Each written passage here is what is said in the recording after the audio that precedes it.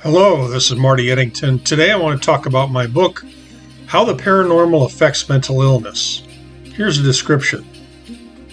My career was being trained as and working as an engineer mostly for Fortune 100 companies.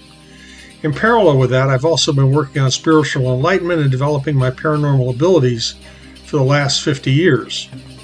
This unusual combination of skills has led me to my passion of writing about the paranormal and many out-of-the-box concepts and topics.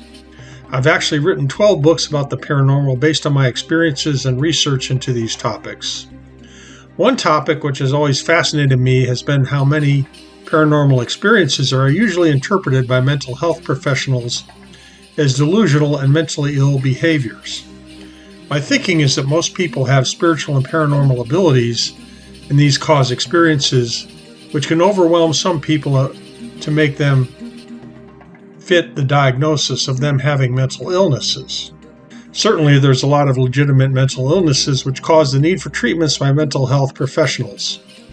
But what happens when persons having these experiences may be normal and stable in their other behaviors, but these experiences are so far beyond the norms of society that others think they are crazy and therefore treat them as such?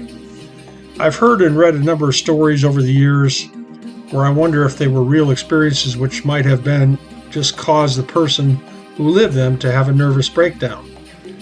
This book is my effort to help people understand the interfaces of real paranormal experiences and mental illness and how to tell which is which.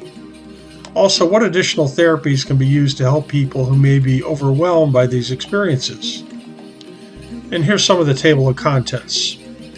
My history with spiritual and paranormal, my premonitional experiences, mental illness in ancient times, modern views of mental illness, types of mental illness.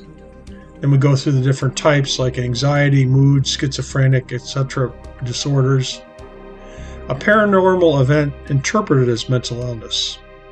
A story some think was caused by mental illness. Comments and stories from different persons. How to know if paranormal events are causing problems. Spiritual possession. Treating spiritual or psychically caused conditions and example visualizations.